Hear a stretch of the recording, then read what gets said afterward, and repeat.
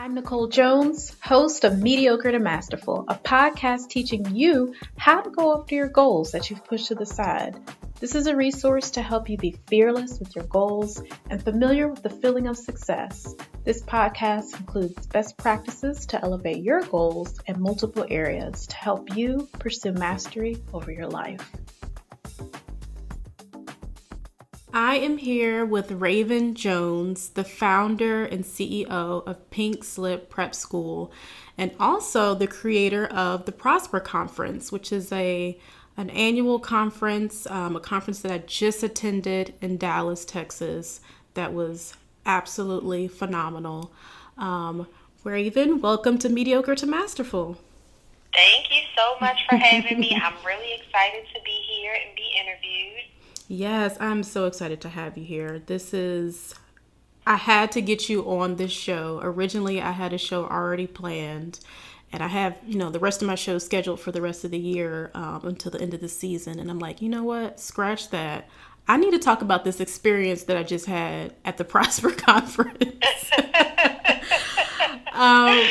Yes. But yeah, it was just literally an experience. But before we get into the juicy parts of the Prosper Conference that just happened and, some more fun stuff coming up, tell us a little bit more about you, like your background, how you started the Pink Slip Prep School, just your story.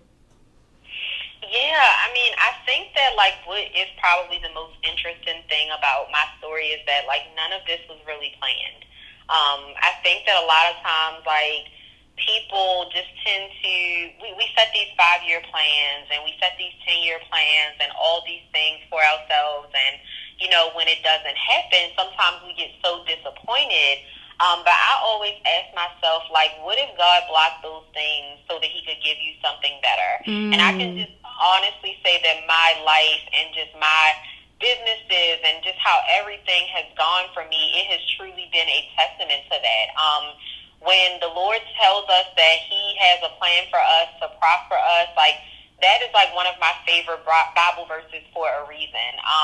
When I had a 9 to 5, as soon as I graduated college, because of course that's what they tell you that you have to do. They tell you that you got to go and get the 9 to 5, live happily ever after, all these things. Yeah, the checklist. And so I had my 9 to 5, and I had the job, but I never had the happily ever after. So I'm like, okay, what's going on?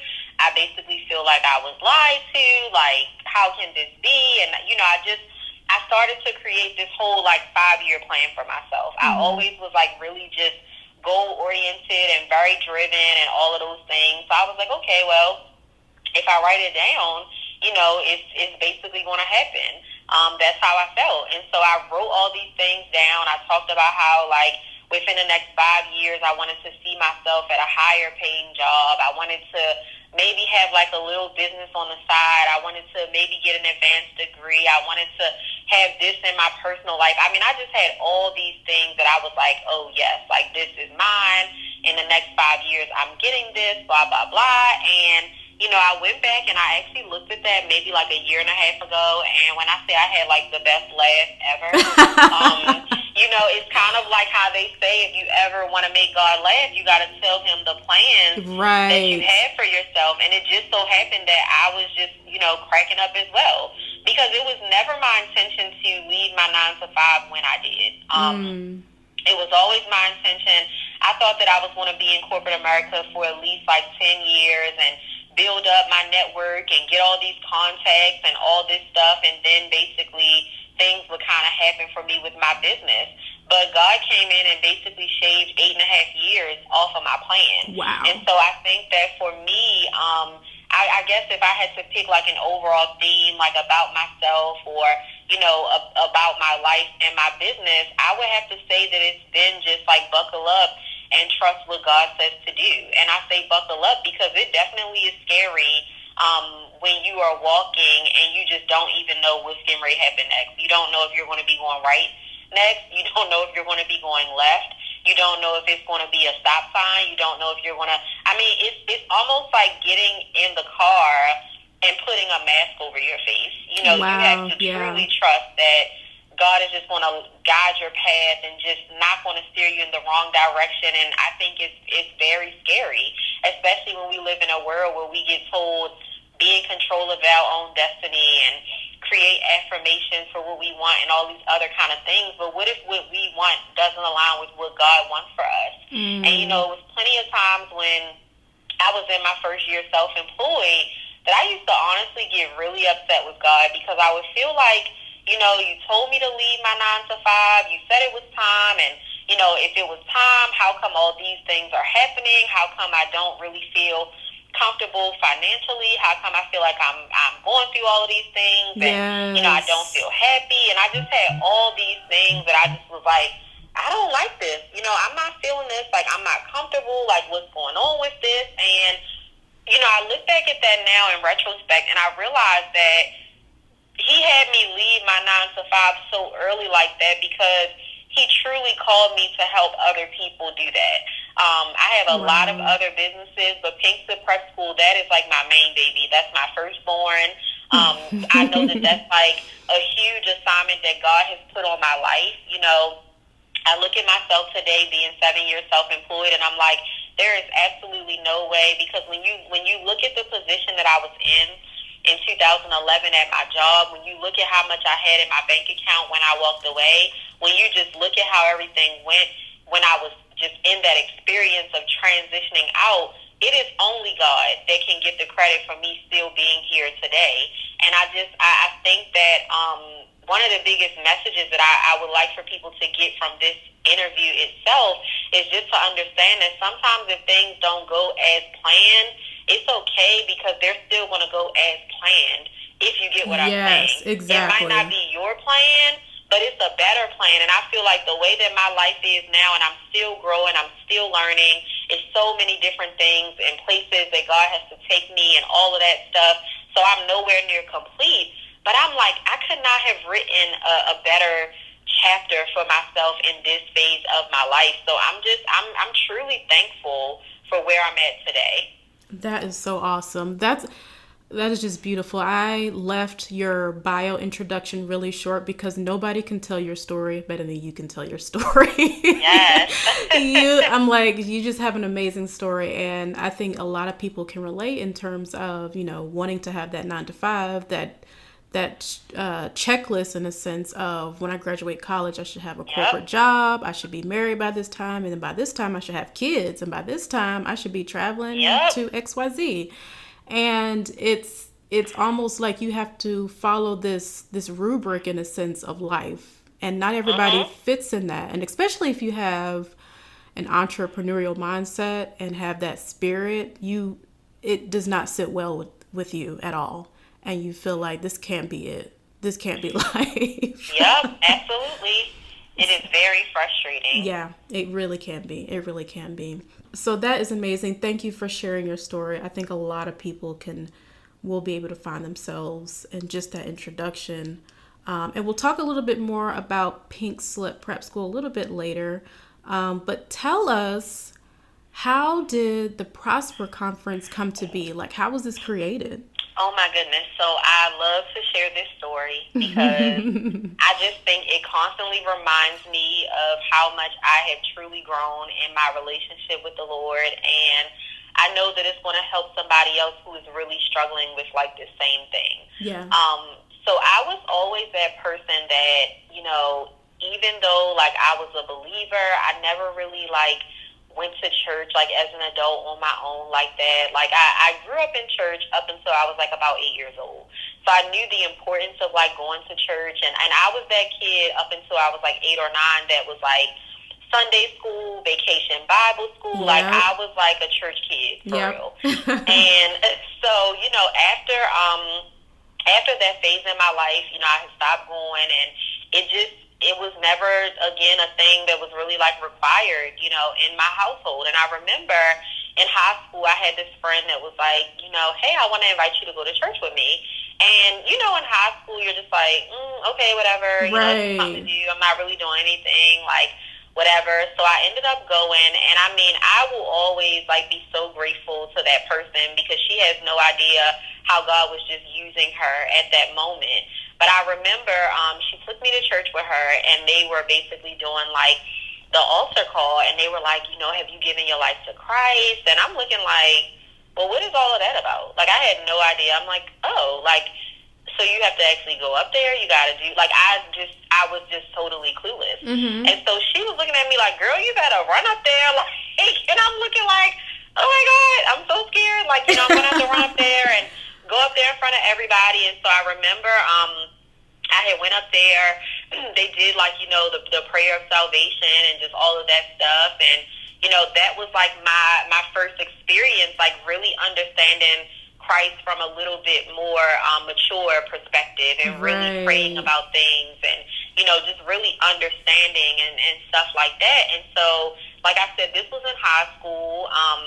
A few years later, by this time I had already been like self-employed, and because I was self-employed, that had also gotten me closer to God. I was praying more, I was talking to him and everything like that. But I definitely was not in a space where I was like surrendering my business, and I definitely wasn't in a space where I was going to God like, should I do this? Should I do that? I was just doing me, and just kind of putting him in it, when I felt like it. I was still operating like that. And so I remember a friend came to my house, and she bought me this book on tithing. And I'm thinking she just wants me to kind of look through it real quick, and I give it back to her. She's like, oh, no, it's yours to keep. Okay. And I'm like, girl, like, I'm looking like I'm not about to read this book. I don't even know what tithing. I had never even heard of tithing. And I think at the time I was like maybe 24 years old, and I had not known what that was. Uh-huh. So I was like, what? I was like, I'm not about to read this book. And I just remember constantly being like convicted about tithing, because I felt so scared. Like I said, I was self-employed at that time. I was still kind of very newly self-employed. I was like 2 years, I think, self-employed at the time. So things were going well, but it was kind of still a little bit like scary and stuff like that. Right. And so I just felt like I got to give the whole 10. Like, that's really how I felt. Like, the whole 10%? Like, I didn't understand like the principle of that. And so I remember finally just getting so convicted that I was like, okay, I got to really start looking at this not like it's my money, like it's the Lord's money, because it really is. And so when I did the Pink Slip Retreat last year, in 2017, God told me right after the Pink Slip Retreat, and I know people are like, what is that? So the Pink Slip Retreat is another event that we have specifically for people that are looking to transition out of employment into being self-employed. And so I did the Pink Slip Retreat, and the Lord told me that I needed to sow $1,000 seed. So I'm like, okay, well, maybe it's going to go to someone that volunteered, that, helped me out at the event, and, I don't know. But every single time I was about to sow the seed into somebody, it was always blocked. Whether it was I couldn't make it to their house, or they weren't going to be home, it just never worked out. So finally I said, maybe this is not the person that it's supposed to be sown into. So I kind of put it on the back burner, and then I ended up back in August of 2017. I was planning to get ready to go to this conference, and I kept getting convicted about that $1,000 seed again. So I was like, okay, it's time. Now I'm excited, because I'm like, oh, I know that this seed, it has to be attached to something, because God wouldn't have it on me so heavy like this. Right. So I ended up going to the conference, and Cindy Trim was on the stage. And I had remembered, and I had never heard of Cindy Trim until I got to this conference. And so I remember she kind of, before she got on the stage, she was like the talk of the conference. Like, everybody was like, oh, I can't wait until she gets up there and all this. And so I didn't understand at the time what the hype was. I mean, I know now, but, I did not understand at the time, because I'm like, okay, everybody's talking about this lady, let's kind of see, like, what it's going to be like and whatever. So she gets up there, and she starts talking about this $1,000 seed, and how the $1,000 seed that she sowed, how it lifted the spirit of poverty off of her, and all these things. And I mean, the hair on the back of my neck is standing up. I'm so excited. I'm almost shaking, because now I'm like, oh my goodness, it's time, for me to sow this seed. And so I run upstairs, I get my purse, I hurry up and write the check. And I just remember, to this day, I have never felt that way sowing a seed before. Like, wow. It was almost like a relief. Like, it was almost like I was taking a deep breath. Like, I know that seed lifted the spirit of poverty off of me, but also Wow. I don't even think at the time I realized how big that seed was for other people. And I think that is a very important, thing to be understood by what I'm saying. Like, sometimes, like, the seeds that you got to sow, it's not about you. That seed was not just about me. That seed released so many women.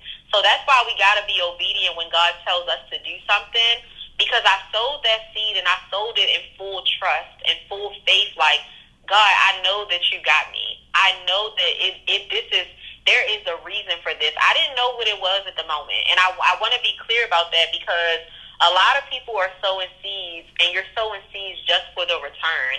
I didn't think about the return. I didn't think about the harvest. I thought about the seed, and it excited me to be able to do that. So I remember I get upstairs to my room, and God is just not letting me sleep. And when I say I had such a great experience hearing Cindy Trim speak, that I was just kind of like, I didn't know what to do with myself. I didn't know, like, do I go to sleep? Do I stay up? Like, I just did not know what to do with myself. Right. And so I was sitting up, and, I kept hearing the Holy Spirit say, go and get your notebook. Go and get your notebook. So I go and get my notebook, and the first word that I wrote down was prosper. And I'm like, what is this? Like, what is going on?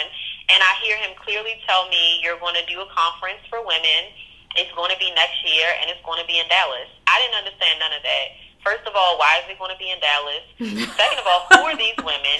Right. Lastly, what is prosper? What am I going to be talking to them? Like, I was just so like, what is really, going on? And that $1,000 seed is how the Lord gave me the idea for the Prosper Conference. And I knew that it was going to be big. I knew that it was going to be powerful, but I had no idea that what was going to take place in that room.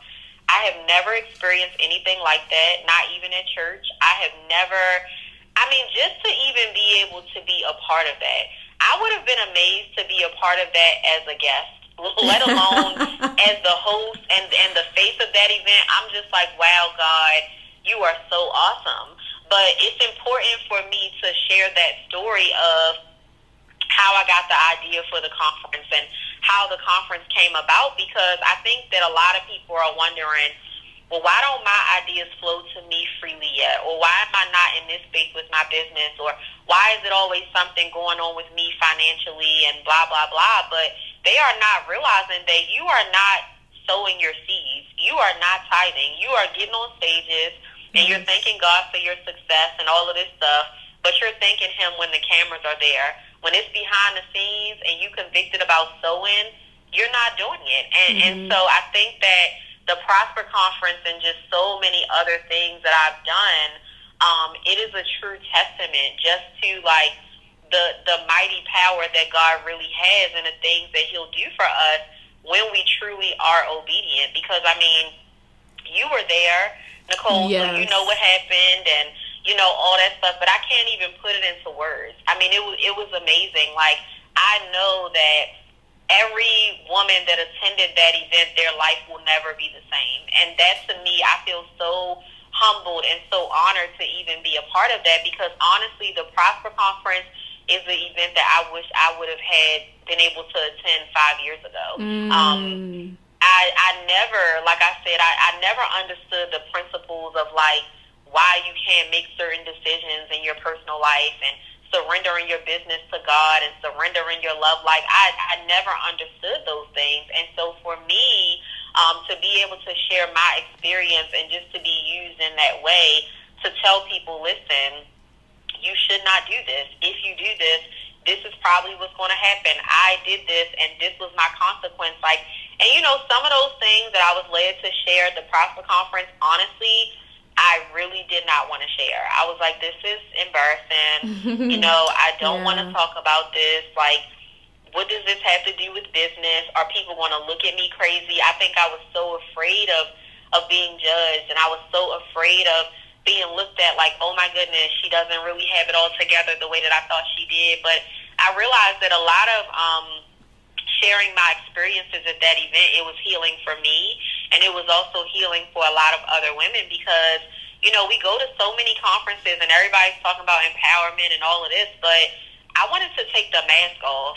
Let's stop talking about all this empowerment and motivation when behind the scenes we are really hurting. Correct. Behind the scenes, we are really upset and still abused and still harboring resentment from our childhood and still harboring pain from our parents and relationships and all. Like, I've never been to a conference where it was a safe space to be able to just open up about things like that. And, you know, that's what the Lord created with the Prosper Conference, and I'm really thankful to have been a part of that. Yeah, it was a beautiful experience, and I keep using the word experience, and after the conference, I noticed everybody else who went to the conference kept using experience. I'm like, it really was a true experience, and not really. It's unlike any conference that I've ever been to in my life, and it was just beautiful, and I encourage everyone to attend the next one. But to your earlier point where you were talking about how the idea came up for Prosper Conference, and, you know, that little seed or that little idea of tithing came into play, and then you finally, over time, began to increase your tithe, and then you had that $1,000 seed, and then that then brought you the idea for Prosper Conference. That is absolutely true, because even and for my story, I began tithing a lot tithing this year a lot more, and it almost was like immediately after I made that shift, things then begin to fall in place to the point where I feel like I don't need to concern myself with finances as much as I did before.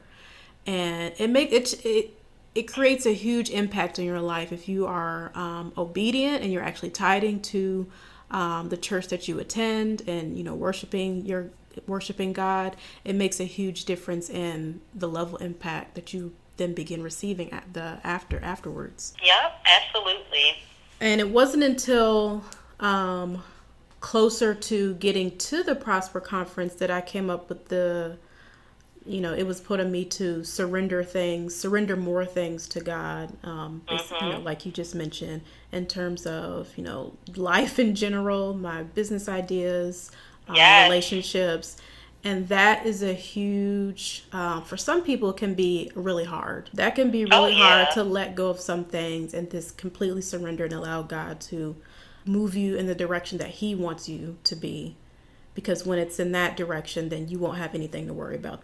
Absolutely. Yes. And the Prosper Conference. So this, back to that point, this conference, I am forever changed after attending that conference. Like, I went into this conference and I was trying to determine between like 3 different conferences over the summer that I wanted to attend, because I knew I wanted to make an investment in my business. And I didn't know which direction I should take. So I wrote out this list of these are the 3 things that I want to be able to attain from whatever conference that I attend. I had the Prosper Conference and 2 other conferences.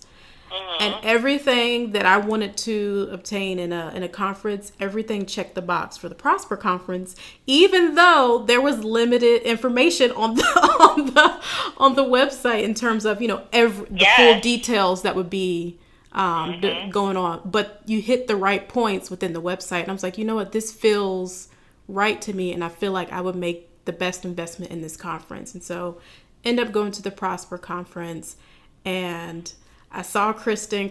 I was the first person I saw there at the conference, and we were just chatting, you know, about getting ready for it. And we were both like, something big is about to happen for this conference. Like, soon as I saw her, I was like, I have this feeling like something huge is going to come out of this. I just could not put my finger on it.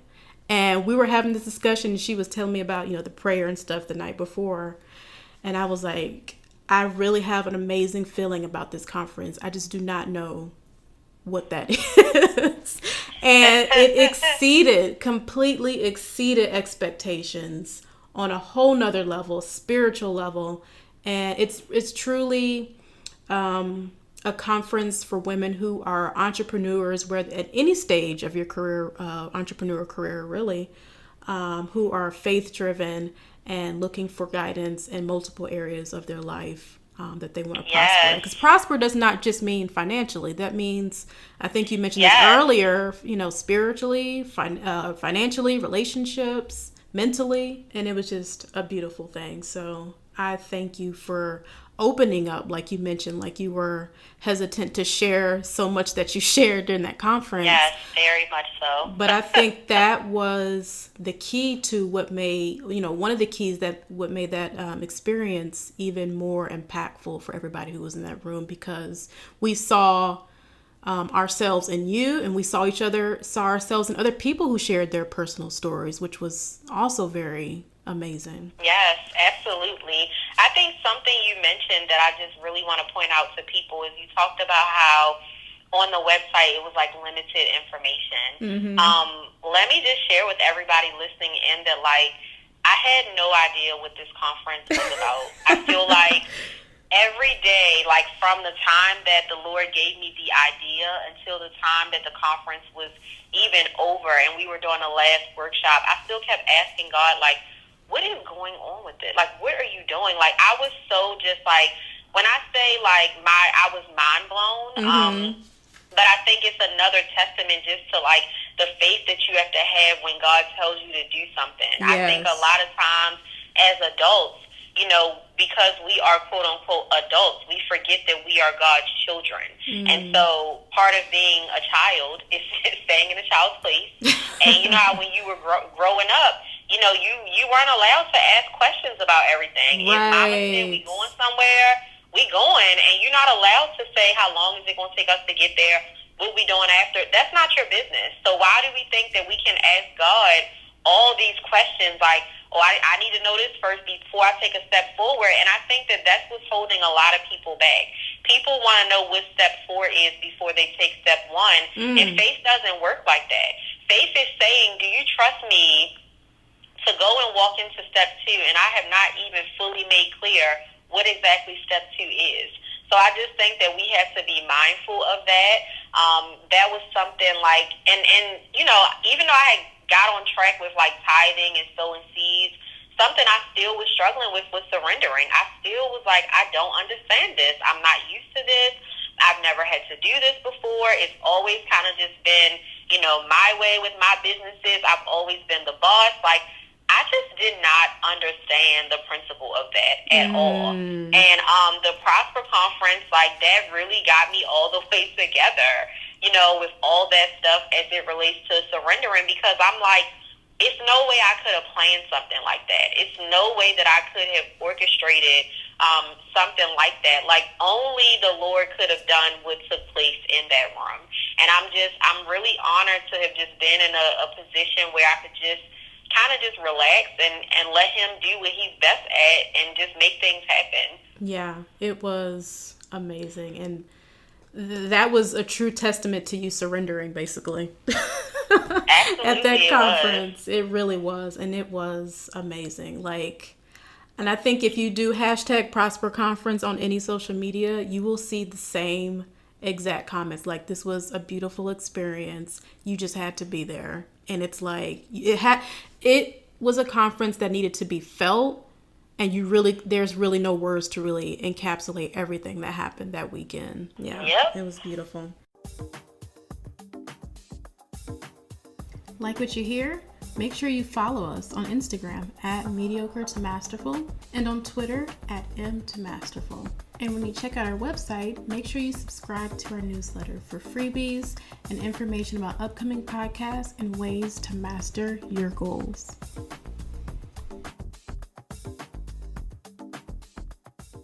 If you could choose your favorite part out of the Prosper Conference weekend, what would that be? I would have to say that my favorite part, on Friday evening, so we did like a pajama party, and I wanted to get everybody in pajamas because I wanted people to not be looking at the next person like, what bag does she have on, and her outfit is cute, or her outfit is better than mine. Like, sometimes we can tend to do that as women. I wanted us to come there and we all look the same. You can't tell who makes what. You can't tell nothing about what this person, what level their suite was at that they stand in. Like, I wanted us to come in and we all look like we are in the same class because we are.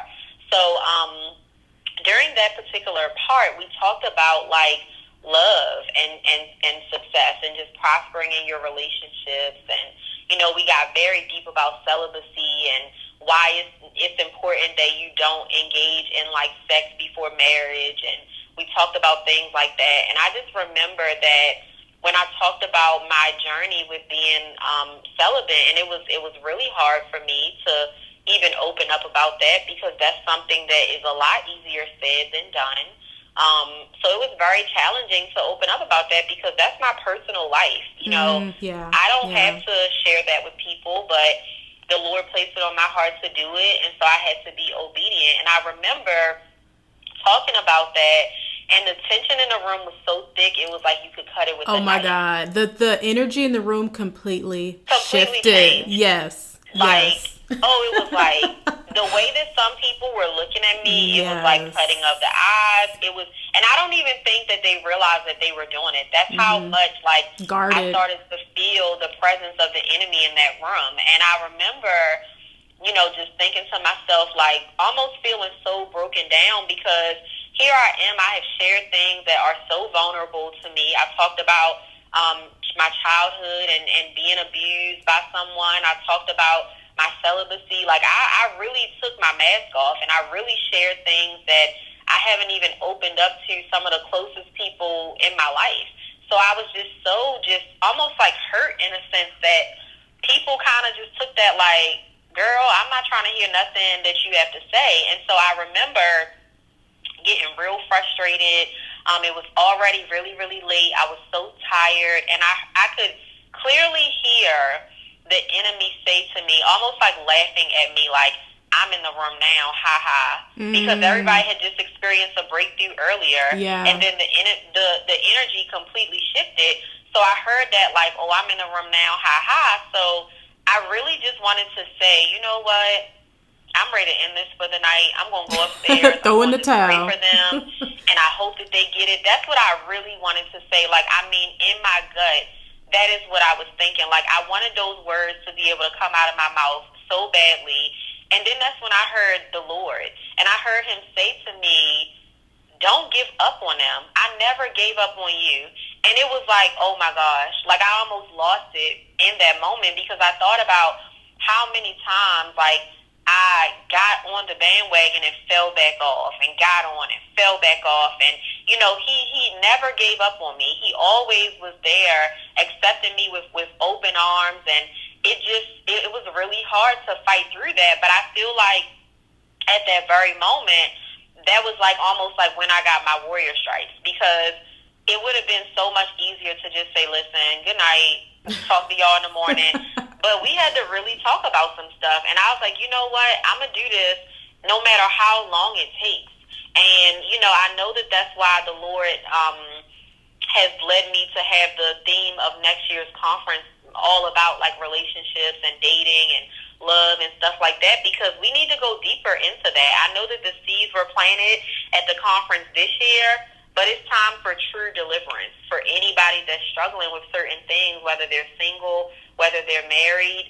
But that was definitely a defining moment for me, because, like I said, just having that experience and just continuing to keep the faith and stay there when I didn't really want to. I think that so often we have moments like that in life.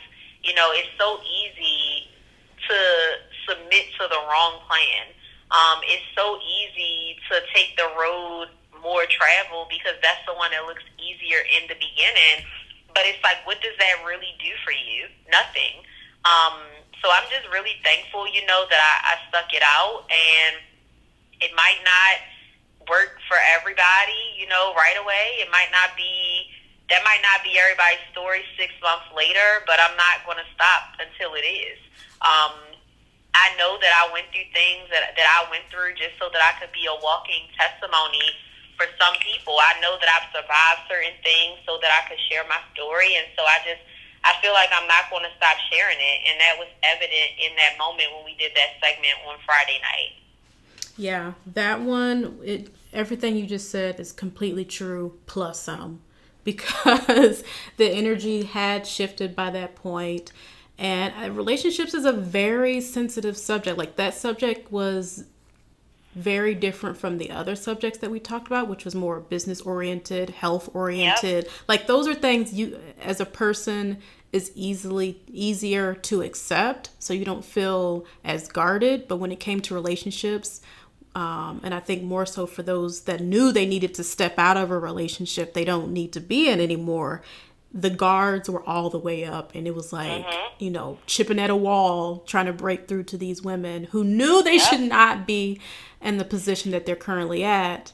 And it was more so trying to find excuses as to why they should, still remain in that relationship. So in the end, it turned out for the better, and you could see there was a breakthrough even at the 11th hour. Like it was like it was Saturday morning by the time you guys left that particular. That was Friday night. Sleep on it. Yeah. So, but no, I think throughout the conference, my favorite part. I enjoyed every workshop that we had throughout that weekend, but I think my favorite part was just the fellowship of women just praying over one another and encouraging one another, and me being able to check off the things I was looking for in a conference to begin with, actually feeling that and living that through this conference, and to meet women who are in various stages of their business, whether they're just starting or they're more seasoned. Like you didn't know who you were sitting next to.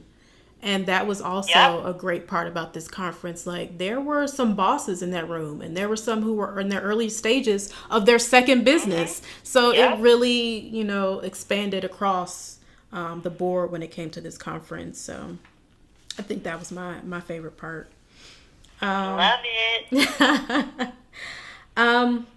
One of the reasons I developed this platform, this podcast, is to help people elevate from mediocrity, of course, in various areas, whether that's in your business, whether that is in, trying to move up the ladder in your career, whether that is in relationships, what have you, just by offering some sound advice on how you can get to that level of mastery.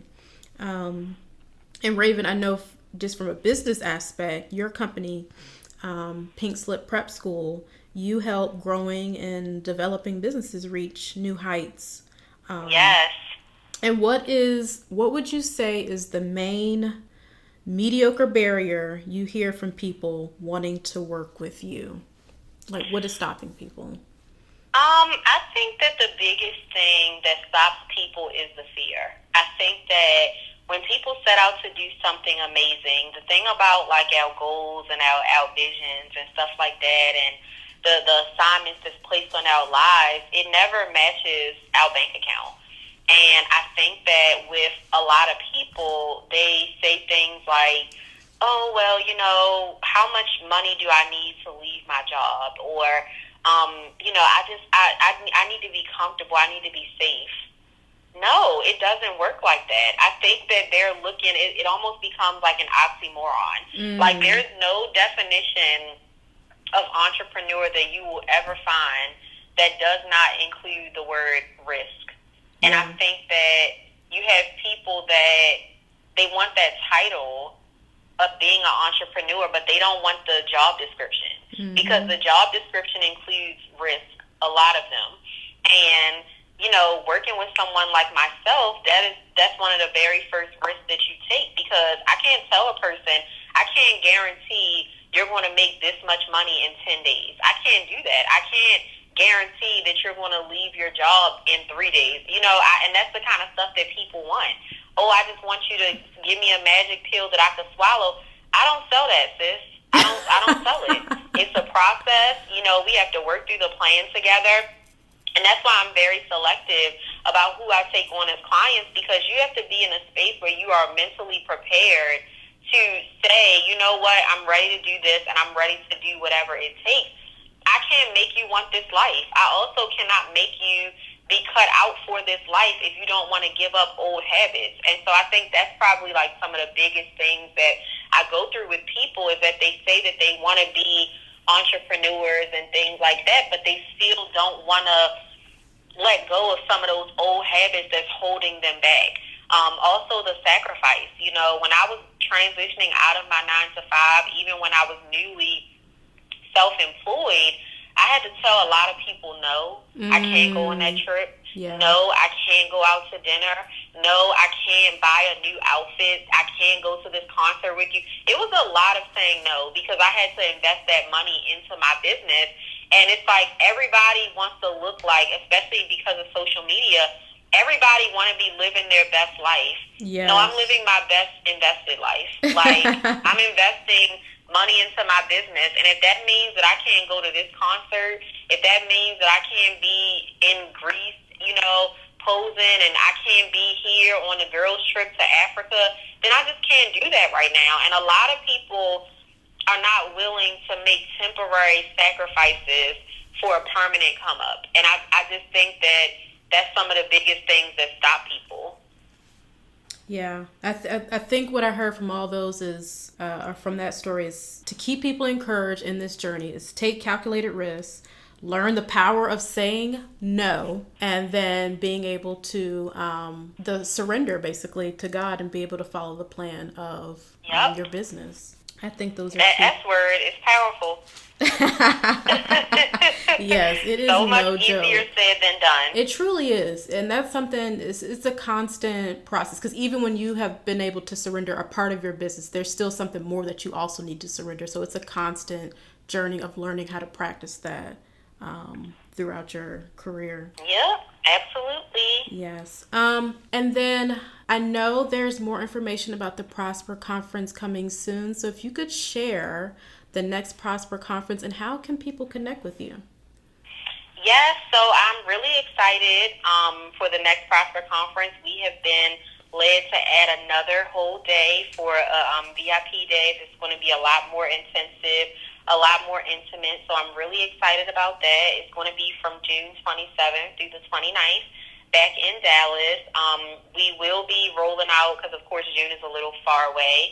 But as time gets closer, we will make you guys aware of the exact location in Dallas. We'll also introduce you to all of the speakers and things like that.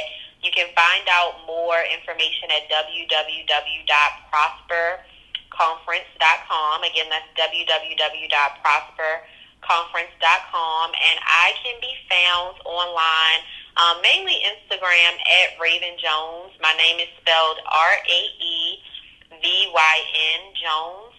Again, that's RAEVYN Jones. And I pretty much, sometimes I like to have a little fun in my stories. Maybe I'm cooking. Maybe I'm just showing myself, on the go. I don't like for my social media to just be all business. I also like to kind of express who I am and things like that. So expect to see that if you connect with me on social media. But I would love to connect with everyone who's listening in. Yes. And I'll be sure to include that in the show notes as well, so people to make sure they have that correct spelling and follow you in the right places. But Raevyn, I truly appreciate you. I can only imagine there are bigger, better things coming, and that's still amazing for me to even think, because Prosper Conference was just bigger and better than because I've been to your past conferences as well, and this Prosper Conference was just something very different, very a beautiful experience that is not comparable to anything I've ever experienced. So I'm excited about. Thank you so much. Yes, I'm just really excited about what else is to come for you, and I'm excited about my goals that I was able to list out from the conference. I cannot wait.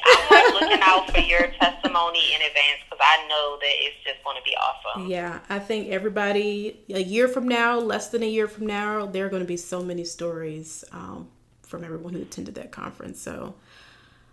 Thank you. I appreciate you being here and sharing your story. You're welcome. Thank you so much for having me, and everybody that's listening in.